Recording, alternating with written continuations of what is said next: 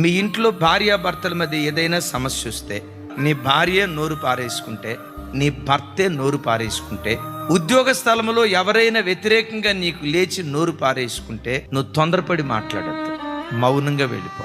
నీ మౌనమే నీకు విజయాన్ని ప్రసాదిస్తుంది. చాలా సందర్భాల్లో మనం ఏం చేస్తామో తెలుసా? ఆయన అంటే నేనెందుకు మౌనంగా ఉండాలా?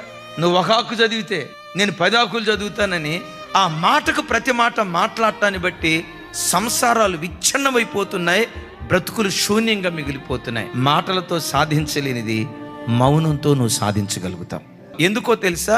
నీవు మౌనం అయితే నీ దేవుడు మౌనంగా ఉండడు. నా కుటుంబంలో ఈ సమస్య ఉంది, నా ఉద్యోగంలో ఈ సమస్య ఉంది, నా సంఘంలో ఈ సమస్య ఉంది, నా వేద్యాన్ని నీకు అప్పగిస్తున్నానని నీ వేద్యాన్ని దేవునికి అప్పగిస్తే శత్రు శాసమే మిగల్చకుండా, ఒక్క విరోధి కూడా లేకుండా అనుకూలుగా దేవుడు నీ కొరకు మార్చటం ప్రారంభిస్తాడు.